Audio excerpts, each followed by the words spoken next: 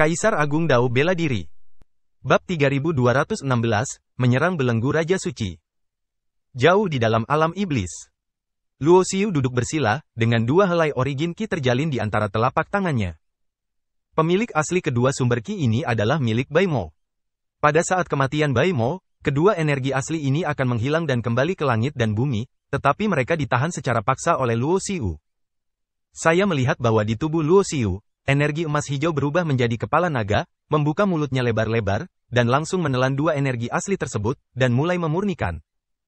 Karena kedua sumber Qi asal ini terus disempurnakan olehnya, Luo Xiu dapat dengan jelas merasakan bahwa Qi asal yang telah dia kental secara bertahap mendekati kesempurnaan. Ini adalah keuntungan besar bagi Luo Xiu. Meskipun dia juga bisa mendapatkan origin Qi dengan menyempurnakan demonic Qi, dia tidak mendapatkan banyak, dan itu juga membutuhkan banyak waktu. Waktu berlalu dengan tenang dan tanpa disadari. Luo Xiu merasa energi asli yang terkondensasi di tubuhnya secara bertahap mencapai batas sempurna dan tidak dapat ditingkatkan lagi. Ini juga berarti bahwa di alam pencerahan, dia telah mencapai akhir. Waktu berlalu dan waktu berubah. Tempat Luo Xiu duduk bersila dan berlatih semakin dekat dengan mayat leluhur klan iblis. Saya melihat rolet perlahan mengembun di belakang Luo Xiu. Apa yang terkondensasi dalam roda ini adalah dharma tertinggi, dan juga merupakan dharma pertama yang diciptakan oleh Luo Xiu dalam perjalanannya sendiri. Cahaya guntur yang terang mengembun dan muncul di roda rolet Tai Sangfa, berubah menjadi guntur berbentuk naga dan berenang di roda rolet. Tubuh Luo Xiu sangat jernih, dan seluruh tubuhnya diselimuti cahaya hijau keemasan, seolah-olah dia telah berubah menjadi tabu di mata dunia. Meskipun origin Qi yang dikuasai Luo Xiu jauh tertinggal dari orang-orang kuat yang mengubah dirinya menjadi tabu di zaman kuno. Tapi jalan yang dia ambil sekarang sama persis dengan keberadaan yang telah menjadi tabu. Menerobos alam Kaisar Agung dan mengubahnya menjadi tabu berarti menggunakan Qi asal untuk memurnikan jiwa dan tubuh seseorang, mengubahnya menjadi jiwa asal dan tubuh asal. Luo Xiu belum mencapai langkah itu, tetapi dia telah mengalami evolusi awal dan memiliki fisik yang mirip, tetapi kekuatan yang dia kendalikan masih jauh dari cukup kuat. Di kedalaman lautan kesadaran di antara kedua alis, penjahat emas asli juga telah berubah menjadi penjahat lapis lazuli. Semacam aura abadi mengalir keluar darinya, dikelilingi oleh gumpalan energi asli. Inilah jiwa asal-usulnya. Bahkan bagi orang kuat yang telah mengubah dirinya menjadi tabu, sangatlah sulit untuk memadatkan jiwa aslinya. Selama berabad-abad, apakah itu era paling kuno atau era tanpa akhir, sebagian besar dari orang-orang kuat yang telah mengubah diri mereka menjadi tabu telah mengembangkan tubuh asli, atau telah mengembangkan tubuh kekuatan Tao dan mengubahnya menjadi kekuatan asli. Namun selama bertahun-tahun tanpa akhir, hanya ada sedikit orang yang dapat memurnikan jiwa asal-usulnya. Dapat dikatakan bahwa Luo Xiu tidak memiliki metode apapun yang dapat membentuk suatu sistem. Semuanya adalah evolusinya sendiri selangkah demi selangkah, dan dia telah mengubah beberapa ketidakmungkinan menjadi kemungkinan. Jiwa asli, tubuh asli, dan kekuatan asli. Di antara ketiga aspek ini, Luo Xiu adalah yang paling berhasil dalam memadatkan jiwa asli, karena ketika ia mencapai pencerahan, roh sejati asli jiwanya menyelesaikan transformasi dan lompatan besar, menyatukan jiwa paling kuno. Jalan spiritual dan jalan tanpa akhir. Saat ini, apakah itu jalan yang diambilnya atau metode kultivasinya, semuanya lahir dari yang paling kuno dan tak ada habisnya, dan bukan milik era manapun. Itu milik Luo Xiu sendiri. Akumulasinya sudah cukup, saatnya menerobos Holy King. Tiba-tiba, suara Luo Xiu terdengar dalam keheningan. Tubuh fisiknya, roh sejati, dan kekuatan Dao semuanya telah mencapai titik ekstrim. Dapat dikatakan bahwa dalam dua era, hanya Luo Xiu yang dapat mencapai langkah ini di puncak pencerahan tingkat ke-9. Sobat, bisa dikatakan tidak ada seorang pun di dunia ini.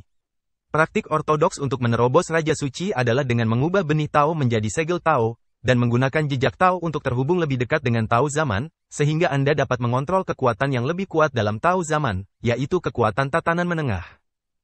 Dan Tao saya bukan milik zaman manapun, jadi yang ingin saya padatkan bukanlah jejak Tao zaman yang tak ada habisnya, bukan juga jejak Tao zaman paling kuno, melainkan jejak Tao yang hanya milik saya sendiri. Aku adalah sebuah era.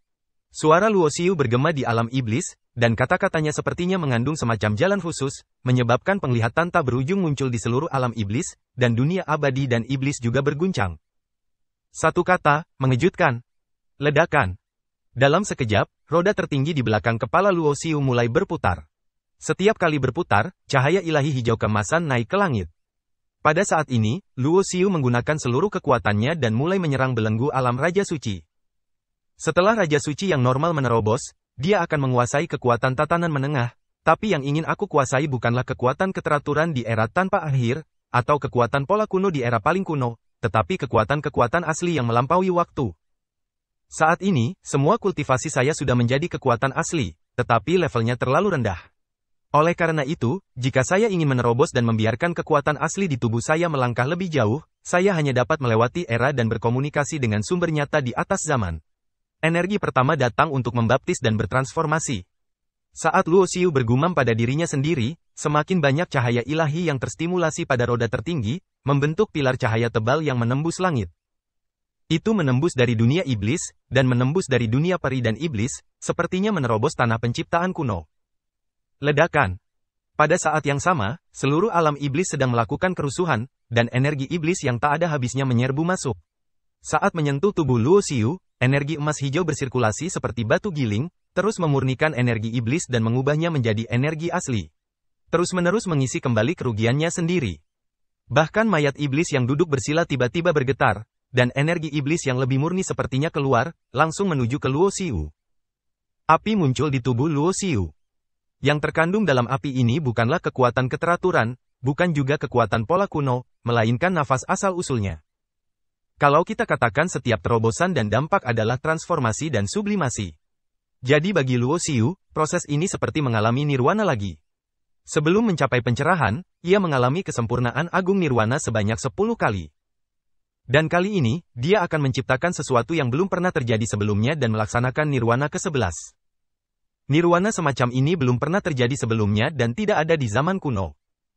Langit dan bumi bergemuruh, mengeluarkan suara keras seperti guntur. Gumpalan energi asli yang melampaui zaman ditarik oleh Luo Xiu, dan mereka bergabung satu sama lain, membuat tubuh Luo Xiu bersinar dengan cahaya yang sangat terang. Tepat ketika Luo Xiu sedang menyerang belenggu alam Raja Suci. Yang lain juga berkonsentrasi pada latihan. Sejak Luo Xiu dikejutkan dengan pembunuhan tersebut, kehidupan Yan Yuer dan orang lain telah kembali damai.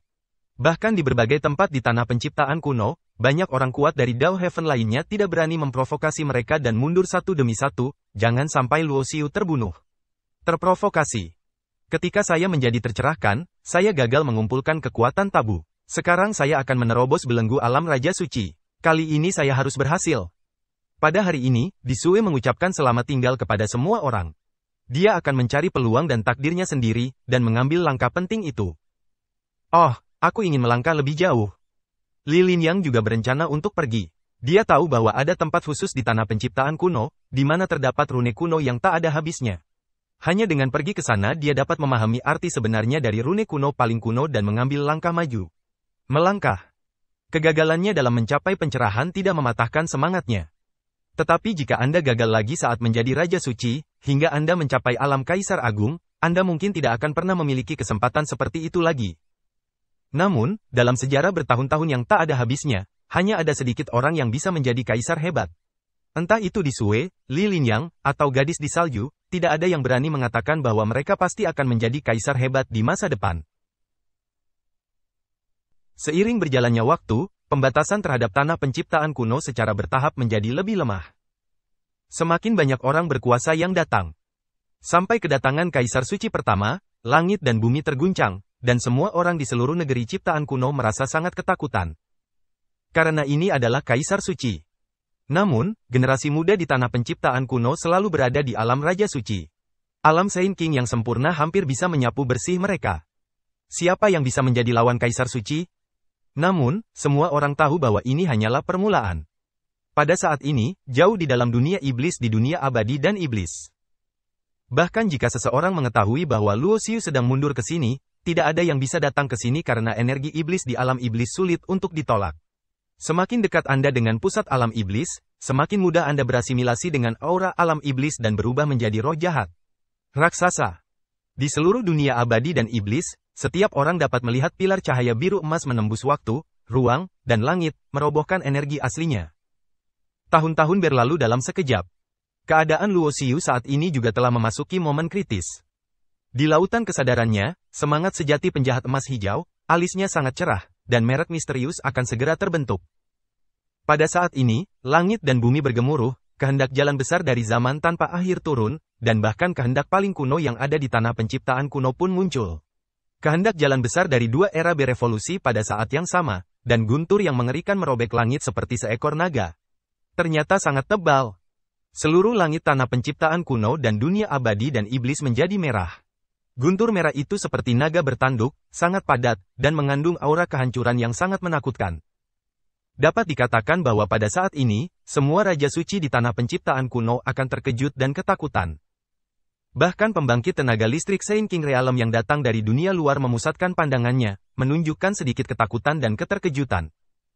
Bencana Raja Suci. Ketika saya pertama kali mencapai pencerahan, tidak ada badai petir yang datang. Itu karena Luo Xiu telah mengalaminya sebelum dia mencapai pencerahan. Sekarang, saat dia menerobos belenggu, dia akan melangkah ke ranah Raja Suci. Bencana yang lebih mengerikan telah terjadi. Di masa lalu, bencana petir yang dihadapi Luo Xiu hanyalah evolusi dari kehendak jalan besar di era tanpa akhir.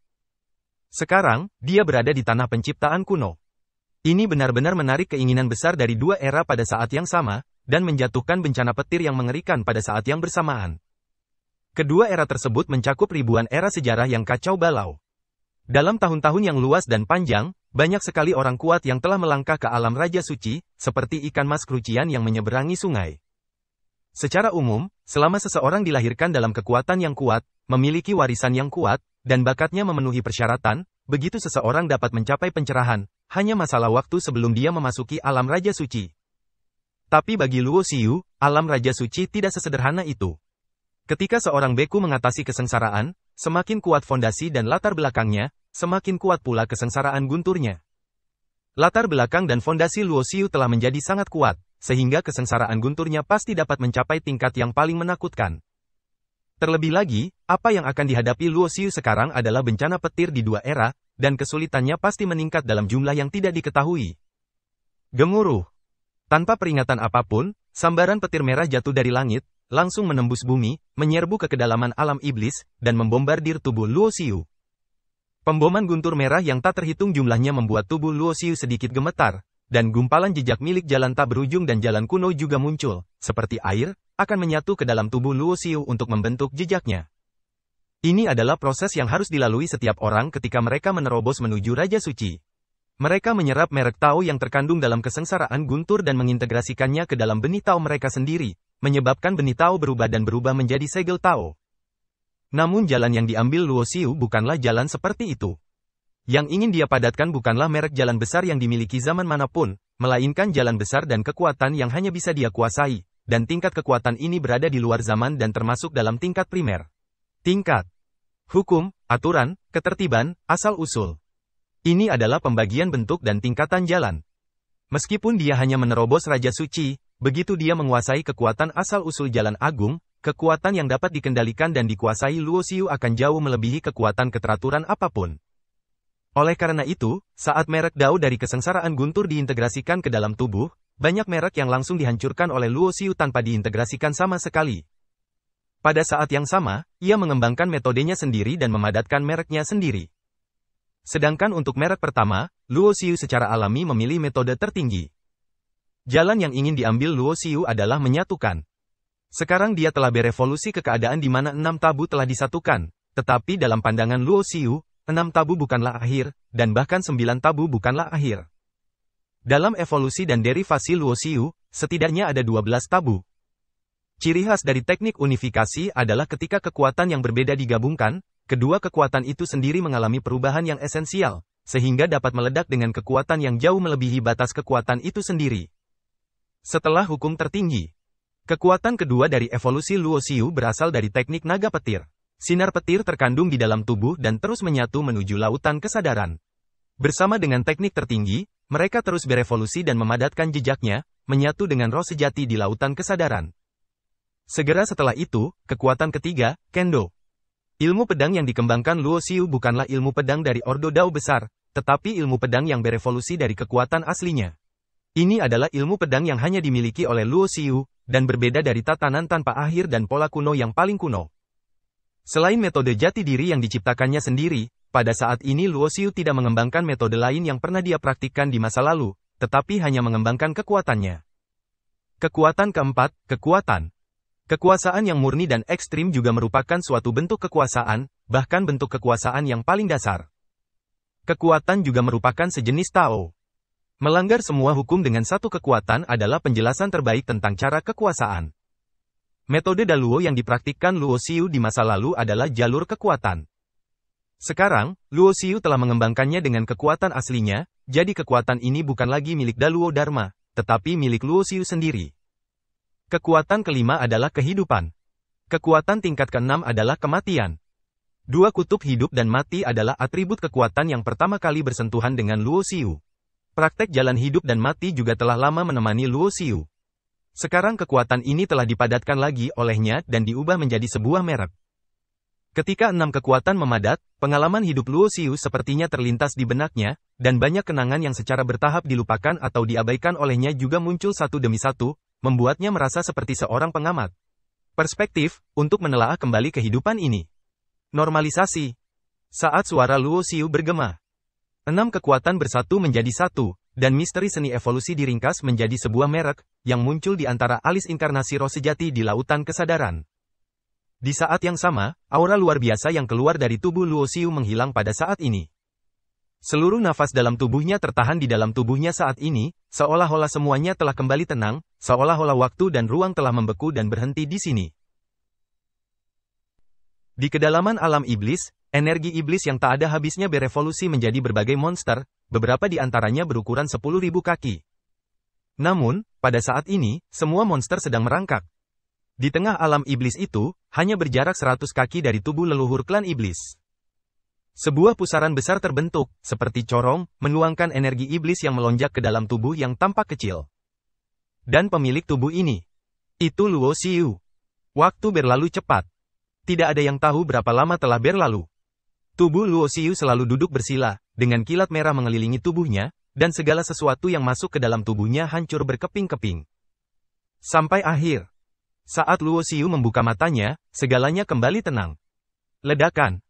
Saat dia membuka matanya, langit dan bumi meraung. Setiap orang di tanah penciptaan kuno merasa bahwa roh sejati di lautan kesadaran akan diguncang, dan hati mereka sangat ketakutan. Apa yang terjadi? Di seluruh negeri penciptaan kuno, satu-satunya Kaisar Suci melihat ke dalam kehampaan dengan matanya seperti obor, dan sepertinya melihat Luo Xiu duduk bersila di kedalaman alam iblis. Menerobos Raja Suci, bagaimana ini mungkin? Meskipun dia sekuat Kaisar Suci, dia masih tercengang saat ini. Setelah dia tiba di tanah penciptaan kuno, dia mendengar tentang Luo Xiu. Chen Qiankun, murid sejati ketiga dari Patriark Jiu Feng, dapat dikatakan sebagai orang kedua setelah Kaisar Suci dan Dzogchen Alam Raja Suci tertinggi. Ketika dia mendengar bahwa Chen Qiankun dibunuh oleh Luo Xiu dengan tubuh Dharma, dan bahwa Luo Xiu sendiri hanyalah seorang biksu yang tercerahkan, dia tidak mempercayainya sama sekali. Tetapi pada saat ini, ketika dia benar-benar merasakan aura di tubuh Luo Xiu yang baru saja menembus alam Raja Suci dan menarik kesengsaraan guntur dari Raja Suci, dia benar-benar terkejut. Pihak lain ternyata hanyalah orang yang tercerahkan, dan pada saat ini, dia baru saja menerobos Raja Suci, bertahan dari kesengsaraan guntur, dan memadatkan segel Tao. Ini tidak mungkin. Dari zaman kuno hingga sekarang, selama ribuan era kacau, bagaimana mungkin seseorang bisa menyapu Raja Suci dengan tingkat budidaya alam pencerahan, atau bahkan membunuh Dzogchen Alam Raja Suci tertinggi dengan hanya satu tubuh Dharma?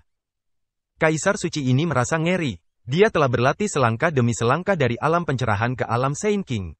Secara alami, dia tahu betul seberapa besar kesenjangan antara orang yang tercerahkan dan Raja Suci.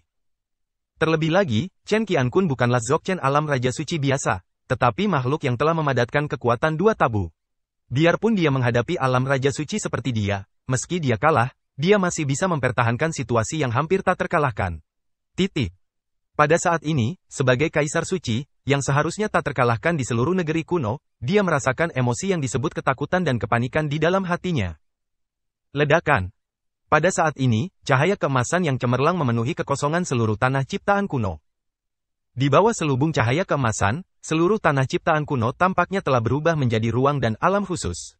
Semuanya menjadi lambat. Apakah itu orang yang tercerahkan, Raja Suci, atau Kaisar Suci? Mereka semua merasa bahwa kultivasi mereka kabur. Rudu ditekan setidaknya 30%. Budidaya Kaisar Suci ditekan sebesar 30%, Raja Suci ditekan sebesar 40%, dan yang tercerahkan dan di bawahnya ditekan sebesar 50% penuh. Visi jalan besar, kekuatan macam apa ini? Kaisar Suci merasa ngeri. Ini dapat mempengaruhi ruang dan waktu serta melemahkan budidaya. Kekuatan seperti itu terlalu mencengangkan. Hal ini menyebabkan segala macam informasi tentang Luo Xiu muncul di benak Kaisar Suci. Tampaknya Luo Xiu memang memiliki metode rahasia khusus yang dapat membentuk medan unik, mempengaruhi ruang dan waktu, serta melemahkan kekuatan lawan. Namun, semua ini hanyalah permulaan. Cahaya guntur yang tak terbatas membanjiri kehampaan, seolah-olah akhir dunia akan datang. Naga petir yang sangat besar muncul, mengangkat kepalanya dan meraung, mengguncang langit, matahari dan bulan. Naga petir ini tidak tahu betapa besarnya dia, dan matanya seperti berubah menjadi matahari, tergantung di atas langit. Kiang! Terdengar seruan pedang, dan pedang suci itu terbang melintasi langit. Penglihatan muncul satu demi satu, dan setiap penglihatan adalah rahasia kekuatan yang terkandung dalam segel tahu diri yang dipadatkan oleh Luo Xiu. Cahaya keemasan memenuhi langit, seperti ladang. Naga petir itu meraung, menekan 9 langit. Raksasa ibarat menopang keabadian. Pedang ilahi, menebas seluruh dunia. Ada juga siklus hidup dan mati yang seolah-olah mencakup segala sesuatu di dunia. Ketika dia melihat pemandangan ini, Kaisar Suci tidak dapat mempercayainya. Dia bahkan ragu apakah dia telah datang ke tanah penciptaan kuno. Bagaimana seorang junior muda dan bintang yang sedang naik daun bisa begitu kuat? Berdengung. Pada saat ini, semua penglihatan menyatu. Akhirnya berubah menjadi roda rolet. Pada roda rolet terdapat 6 jejak yang terukir di atasnya, seperti 6 jalur reinkarnasi. Pada saat yang sama, di lautan kesadaran di antara alis Luo Xiu, alis jiwa sejati yang terbuat dari emas hijau juga menunjukkan tanda rolet, bersinar seterang matahari. 6 jalan telah bersatu dan saya telah memasuki alam Raja Suci. Hanya dengan cara ini saya dapat menemukan jalan saya yang sebenarnya dan melampaui metode paling kuat yang pernah saya praktikkan di masa lalu. Rasakan perubahan kekuatan di dalam tubuh Anda. Pada saat ini, Luo Xiu tidak mengangkat kepalanya dan mengeom, dia juga tidak berteriak ke langit. Beberapa matanya terlihat biasa saja. Sayang sekali pada akhirnya tidak akan sempurna. Di mata orang lain, Luo Xiu sudah sangat kuat, melampaui imajinasi dunia. Namun dalam hati Luo Xiu, dia tidak puas. Jiwa asli, tubuh asli, dan kekuatan asli. Tampaknya lengkap. Namun kenyataannya, ki asal yang dipadatkan Luo Xiu melalui energi iblis sangat lemah, dan tidak sebaik ki asal yang asli. Bahkan ketika dia menerobos ke Raja Suci, dia membawa ki asal yang sebenarnya, tetapi dia hanya memadatkan segel Tao dan mencapai terobosan dalam budidayanya. Dan tubuh fisiknya, serta kekuatan jiwa dan kesadarannya, masih pada tingkat pencerahan, dan sumber ki tidak cukup untuk ditembusnya. Mungkin di mata orang lain, dia sudah menjadi raja yang suci. Namun dalam pandangan Luo Xiu, dia belum menjadi Raja Suci sejati. Meskipun tidak sempurna, dengan kekuatanku saat ini, aku tidak akan takut bahkan jika aku bertemu dengan Kaisar Suci. Memikirkan hal ini, Luo Xiu menutup matanya lagi. Dia tidak memilih untuk pergi, tetapi terus berlatih untuk menstabilkan wilayahnya sendiri. Jika memungkinkan, dia berharap untuk menyempurnakan ki asal agar tubuh dan jiwanya dapat maju bersama dan juga mencapai level Saint King. Dia tidak keluar. Di puncak Gunung Suci di tanah penciptaan kuno, Kaisar Suci turun ke sini, mengenakan pakaian hitam dan menatap ke arah dunia abadi dan iblis. Sudah beberapa waktu sejak dia datang. Namun ia tidak pernah bertindak gegabah, apalagi saat ia merasakan aura dan kekuatan terobosan Luo Xiu barusan, yang membuatnya semakin takut untuk bertindak gegabah.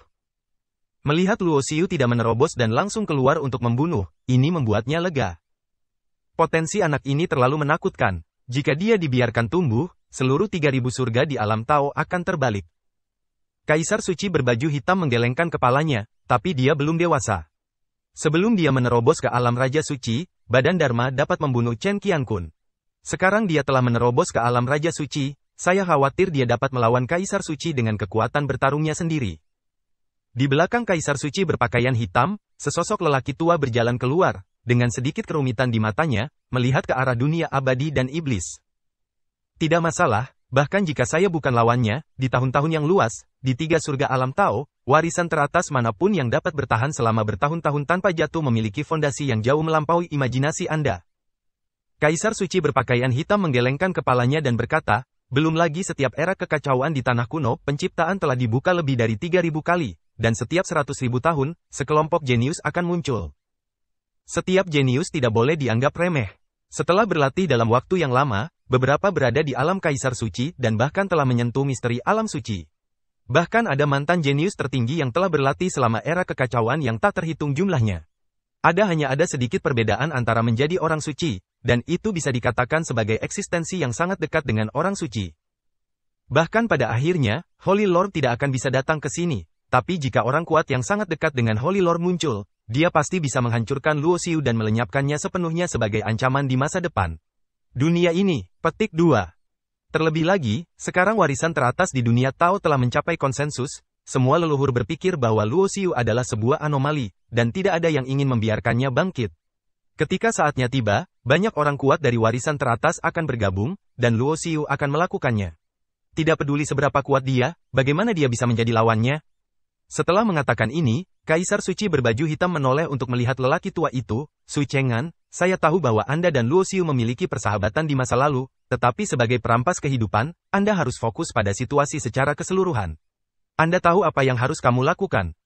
Kaisar Suci menganggapku terlalu tinggi. Ada jejak klan abadi di tubuh Luo Xiu. Siapapun seperti kita, perampas kehidupan, yang berani berspekulasi tentang dia akan mati. Orang tua itu menggelengkan kepalanya, seorang perampas kekuasaan di bawah komando Tuan Suci Surga yang terbakar pernah mencoba menyimpulkannya, tetapi mati mendadak. Sebelum dia meninggal, dia meneriakkan kata, klan Xian. Bab 3219, Kelompok Beraksi. Di alam Raja Suci, Luo Xiu keluar dari pengasingan. Ketika Luo Xiu pertama kali menerobos, alasan mengapa Luo Xiu tidak memilih untuk pergi adalah karena dia ingin menstabilkan kultivasinya yang baru rusak. Di saat yang sama, dia juga ingin lebih dekat dengan mayat leluhur klan iblis. Jika dia benar-benar bisa berjalan di depan leluhur klan iblis, berkah yang akan dia dapatkan benar-benar tidak terbayangkan. Sangat disayangkan meskipun dia menerobos ke alam Raja Suci, dia masih diblokir dari leluhur ras iblis. Area Baizang seperti area terlarang, dan dia tidak bisa menyeberang setengah langkah pun. Karena sulit untuk mendapatkan apapun di alam iblis, Luo Xiu meninggalkannya dan berjalan berkeliling di dunia abadi dan iblis ini untuk mencari peluang dan kekayaan lain. Di bagian paling selatan dunia abadi dan iblis, api berkobar, seperti ladang api, dan bumi adalah sebidang tanah merah hangus. Dalam perjalanannya ke wilayah kebakaran selatan, Luo Xiu bertemu dengan seorang gadis berpakaian salju, jadi mereka berdua berjalan bersama. Dari perkataan gadis berbaju salju, Luo Xiu juga mengetahui bahwa Yan Yuer, Di Sue dan yang lainnya semuanya mencari peluang mereka sendiri, dan semua orang mencoba yang terbaik untuk meningkatkan kultivasi dan kekuatan mereka. Di sini panas sekali. Saat dia masuk ke dalam wilayah api, gadis dengan pakaian salju tampak sedikit tidak wajar. Masuk akal bahwa para beku yang telah mencapai tingkat mereka tidak lagi takut terhadap panas dan dingin, tetapi di sini mereka merasakannya dengan sangat jelas. Seluruh dunia sangat panas, ruang angkasa sedikit terdistorsi, dan segala sesuatu yang dapat dilihat orang menjadi kabur. Bumi kering dan pecah-pecah karena nafas panas, dan seluruh wilayah api sunyi, seolah-olah tidak ada makhluk hidup sama sekali. Luo Xiu datang ke sini untuk mencari peluang, berharap dapat meningkatkan kultivasinya. Sebelumnya, dia telah membuat kemajuan pesat dalam kultivasi di alam iblis, tetapi setelah dia menerobos ke alam Raja Suci, Luo Xiu menemukan bahwa energi iblis di alam iblis memiliki pengaruh yang sangat kecil terhadap peningkatan budidayanya. Sekalipun ki asal diekstraksi dari energi iblis, karena tingkat ki asal yang diekstraksi terlalu rendah, itu juga tidak efektif untuk budidaya. Bagaimanapun, alam orang yang tercerahkan dan alam Raja Suci berada pada tingkat yang sangat berbeda. Kecuali dia bisa memasuki area Baizang tempat nenek moyang klan iblis berada, sayangnya dia tidak bisa masuk sama sekali, jadi jika dia ingin meningkatkan budidayanya, dia hanya bisa mencari cara lain. Selain itu, alam Raja Suci Luo Xiu juga berbeda dengan alam Raja Suci orang lain. Misalnya, Chen Qiankun dan Bai Mo, setelah mereka menerobos alam Sein King, mereka akan memadatkan sumber ki kedua. Tapi Luo Xiu tidak seperti itu. Setelah budidayanya mencapai alam Sein King, dia tidak memadatkan sumber ki kedua. Sebaliknya, ki asli yang telah ia kental menjadi lebih kuat dan sesuai dengan metode penyatuannya. Harta karun apa yang ada di tempat hantu seperti itu? Gadis berbaju salju itu mengerutkan bibirnya dan bertanya. Di tempat dengan lingkungan ekstrim seperti itulah kemungkinan menemukan harta karun lebih besar. Jika tidak, mengapa daerah ini berubah menjadi alam api? Luo Xiu tersenyum tipis, dan segera berjalan ke depan, langsung menuju ke tengah seluruh wilayah api. Lihat, ada abu humanoid di sini. Tidak lama kemudian, wajah gadis berbaju salju berubah, dan dia menunjuk tidak jauh ke depan. Ada abu berbentuk manusia di tanah, yang sepertinya terbakar menjadi abu dalam sekejap, dan tubuh serta jiwanya pun padam. Setelah sampai di sini, lingkungan sekitar menjadi semakin panas. Gelombang panas yang berputar mengandung aura khusus yang membuat orang merasa jiwa mereka akan terbakar abis. Di belakang, lingkungan menjadi lebih kejam. Dari waktu ke waktu, api akan menyembur dari celah-celah kering di tanah. Nyala api ini sangat mengerikan sehingga bisa langsung membakar ruang. Beberapa api bahkan dapat berubah bentuk, menjadi binatang buas atau berbagai senjata dan alat magis, yang mengandung kekuatan menakjubkan. Tempat seperti ini menakutkan. Wajah gadis berbaju salju yang mengikuti Luo Xiu menjadi semakin serius. Saat dia masuk semakin dalam ke pusat wilayah api, dia secara bertahap merasakan aura asli. Asal mula hukum adalah peraturan, dan asal mula peraturan adalah ketertiban. Maka asal mula keteraturan adalah kekuatan yang melampaui zaman dan hanya bisa dikuasai oleh mereka yang telah menjelma menjadi tabu. Yuanchu. Jika dua kata Yuanchu dipisahkan, itulah asal-usulnya. Taichu, yang juga bisa disebut asal muasal Taichu, adalah asal mula segala cara yang hebat. Gadis berbaju salju lahir di keluarga tertua. Nenek moyangnya mampu bertahan dari akhir suatu zaman. Tidak diragukan lagi, dia juga merupakan keberadaan yang tabu. Dia secara alami mengetahui beberapa rahasia yang tidak diketahui oleh biksu biasa. Saat semakin dalam, Luo Xiu, yang berjalan di depan, tiba-tiba berhenti. Melihat ke atas, ada gunung yang menyala-nyala di depan. Seluruh gunung diselimuti amukan api. Binatang buas yang berubah menjadi api mengaum dan berputar, dan nyala api menutupi area yang jaraknya ribuan mil. Area beberapa ribu mil yang berpusat di sekitar gunung api adalah jantung dari domain api. Ini adalah tanah kuno yang sangat kuno yang telah ada di tanah penciptaan kuno sejak awal. Sepanjang jalan, Luo Xiu dan gadis berbaju salju juga melihat lebih banyak abu humanoid. Terlihat bahwa dahulu kala, ada juga orang yang ingin masuk jauh ke dalam alam api untuk mencari rejeki, namun semuanya meninggal secara tidak terduga. Namun, semua ini tidak membuat Luo Xiu takut. Sebaliknya, mereka malah bergerak maju. Terkadang mereka menghadapi beberapa serangan. Api akan jatuh dari langit, atau meletus dari celah-celah bumi. Lautan api seolah membubung ke langit. Untuk membakar surga. Saya tidak tahan lagi. Butir-butir keringat muncul di dahi gadis berbaju salju, dan gaun seputih salju menempel di tubuhnya, menonjolkan sosok anggun dan indahnya. Gaunnya basah oleh keringat, wajahnya yang cantik memerah, dan dia tidak tahan panasnya. Titik. Ini juga semacam pelatihan untukmu. Memasukkan nafas api ke dalam tubuhmu akan melemahkan kekuatan taomu, yang akan membuat kultivasimu lebih maju. Luo Xiu melirik gadis berbaju salju dan memberikan instruksi. Satu kalimat. Meski terdengar sederhana, namun hal ini sulit dilakukan. Jika tidak hati-hati, Anda akan terkikis oleh hembusan api, yang dapat merusak tingkat kultivasi Anda, atau menimbulkan obsesi. Namun, tidak ada yang disebut kelancaran dalam jalur kultivasi, juga tidak ada risiko sedikit pun. Cara memilih apakah akan puas dengan status quo atau membangun masa depan tergantung hati sendiri. Gadis berpakaian salju itu menggigit bibir merahnya, dan akhirnya tidak memilih untuk pergi, tapi terus mengikuti Luo Xiu, sambil berkata, menyerap nafas api ke dalam tubuhnya, melembutkan dan memoles kekuatan taonya. Setelah berjalan dalam waktu yang tidak diketahui, Luo Xiu tiba-tiba berhenti. Berdengung. Menara batu giok putih kecil di lautan kesadarannya mengeluarkan sedikit getaran. Dalam sekejap, di langit di atas gunung api, meteor dan hujan api yang tak terhitung jumlahnya tampak muncul dari udara tipis, dengan ombak yang luar biasa. Nafas asal. Luo Xiu menyipitkan matanya. Dia bisa merasakan resonansi tubuh aslinya dan jiwa aslinya dengannya. Dia benar dalam menebak bahwa memang ada ciptaan asli jauh di dalam alam api. Ini adalah kesempatan yang sangat penting baginya. Tepat ketika Luo Xiu berada di kedalaman wilayah api. Di dunia abadi dan iblis, dan di luar dunia abadi dan iblis, biksu yang tak terhitung jumlahnya di seluruh negeri penciptaan kuno bergerak satu demi satu.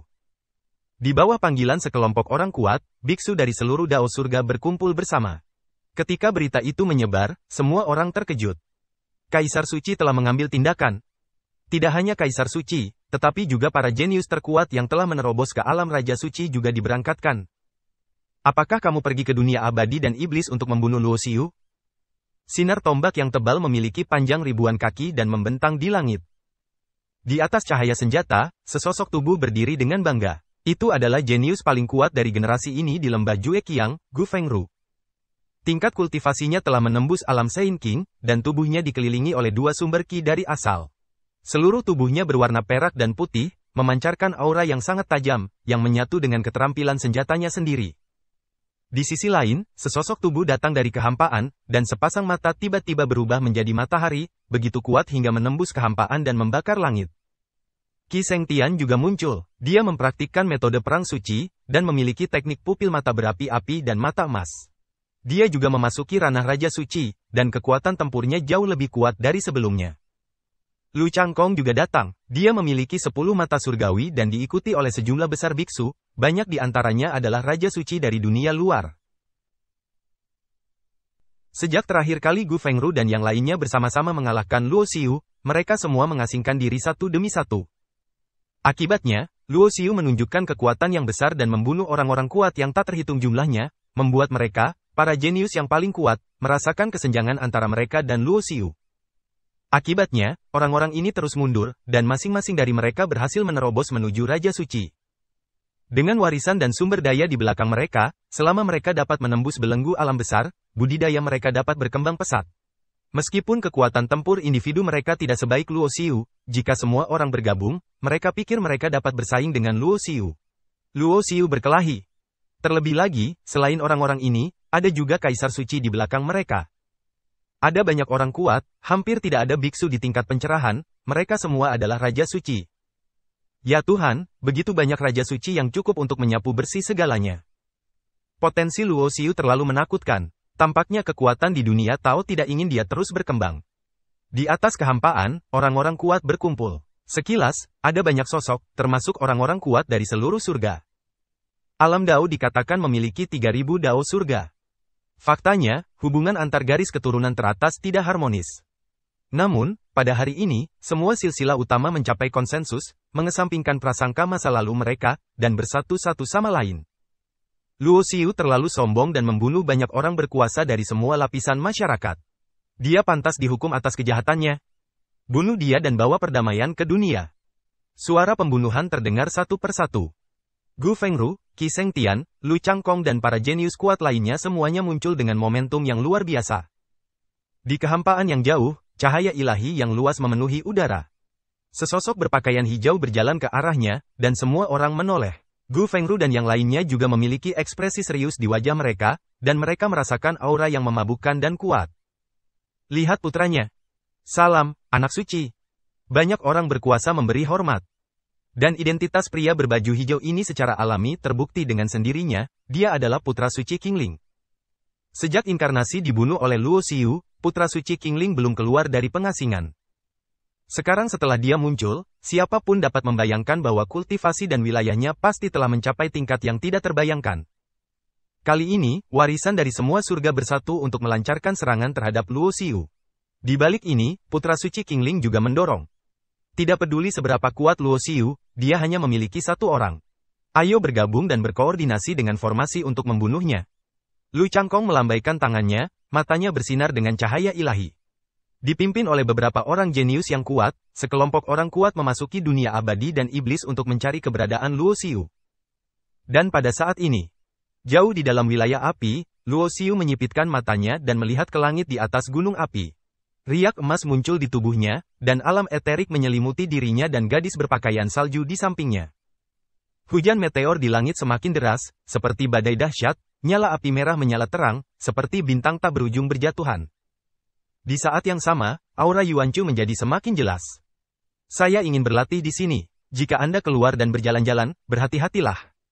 Luo Xiu berkata kepada gadis berbaju salju, lalu langsung duduk bersila. Menara batu giok putih kecil di lautan kesadaran bergetar lebih hebat. Tubuh asal dan jiwa asal beresonansi dengannya, dan samar-samar dapat menyerap energi yang terkandung dalam meteor dan hujan api. Ditarik oleh energi asli. Meskipun tingkat kultivasi saya telah memasuki ranah Raja Suci, dan saya dapat melawan Raja Suci dengan kekuatan asli saya, tubuh fisik saya belum mendapat kesempatan khusus untuk menerobos, jadi itu hanya setara dengan tingkat Raja Suci. Tubuh tempur. Luo Xiu duduk bersila, berpikir dalam hatinya. Dia memikirkan pagoda batu giok putih kecil. Pagoda giok putih kecil ini adalah salah satu senjata paling ampuh. Jika dia bisa memadukannya dan menyempurnakannya menjadi senjata, maka kekuatan fisiknya akan meningkat pesat. Setan kuno di monumen penekan jiwa, serta Fang Yi, semuanya mengambil senjata paling ampuh sebagai tubuh mereka. Namun Luo Xiu tidak menggunakan senjata terkuat sebagai tubuh fisik, melainkan menyempurnakan senjata terkuat menjadi tubuh fisik. Tingkat senjata paling kuat terlalu tinggi, dan sulit bagiku untuk memperbaikinya dengan kekuatanku sendiri. Namun, jika aku menggunakan ki asal untuk membantu, maka mungkin untuk memperbaikinya. Selain itu, menara giok putih kecil ini belum lengkap, hanya saja belum lengkap. Senjata paling ampuh, dengan cara ini, saya setidaknya 70% yakin. Setelah memikirkan hal ini, Luo Xiu tidak lagi ragu-ragu. Idenya sangat sederhana, yaitu menggunakan tubuh fisik sebagai bahan untuk memurnikan senjata, dan mengubah energi asli menjadi api untuk meredam tubuhnya. Sama seperti memurnikan senjata, tubuhnya dimurnikan dan menyatu dengan pagoda giok putih kecil. Iblis kuno dan Fang Yi dari monumen penekan jiwa kehilangan tubuh mereka dan roh sejati mereka bergabung menjadi senjata paling ampuh. Jalan dan metode yang dipilih Luo Xiu jauh lebih sulit daripada metode yang mereka pilih. Meskipun sulit untuk berhasil, Luo Xiu yakin 70%, dan ini cukup luar biasa untuk mengambil risiko. Bisa dikatakan jika tidak hati-hati, akibat akhirnya Anda akan terbakar menjadi abu. Tapi Luo Xiu bukanlah orang yang impulsif. Alasan mengapa dia melakukan ini adalah karena dia memiliki tubuh asli dan jiwa asli. Setelah mengalami nirwana 10 kali, ketika dia melangkah ke alam Raja Suci, dia mengalami pengalaman yang belum pernah terjadi sebelumnya. 11 nirwana. Tubuh fisiknya bisa dikatakan sangat kokoh dan bertenaga. Bahkan jika dia gagal menarik api yang dibentuk oleh energi aslinya, pada akhirnya dia tidak akan terbakar menjadi abu. Setidaknya dia memiliki kemampuan untuk menyelamatkan nyawanya. Mengenai senjata paling ampuh, berbagai legenda telah beredar dari zaman dahulu hingga saat ini. Dikatakan bahwa senjata ampuh apapun tidak dimurnikan oleh manusia, tetapi dikembangkan oleh langit dan bumi. Menurut legenda, setelah berakhirnya suatu era baru akan datang, dan ketika era baru dimulai, energi asli akan berevolusi dan melahirkan ciptaan. Dan era tanpa akhir, pada awalnya, melahirkan 10 senjata ajaib, yang disebut sebagai senjata paling ampuh. Waktu yang lama telah berlalu. Di lebih dari 3000 era kacau, tidak ada yang tahu apa yang terjadi di masa lalu.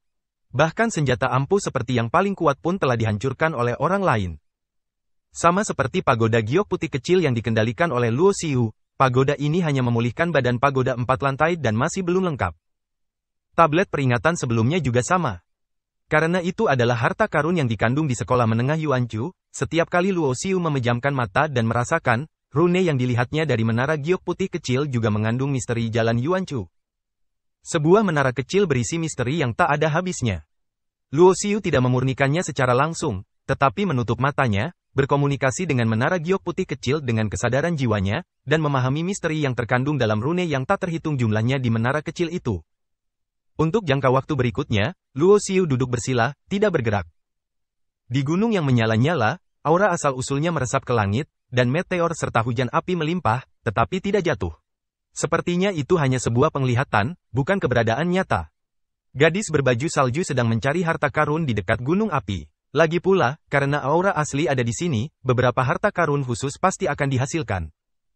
Jika dia bisa mendapatkan harta karun yang berisi aura sumber aslinya, mungkin gadis berbaju salju bisa menggunakannya untuk memadatkan aura sumber aslinya dan mengambil langkah penting itu.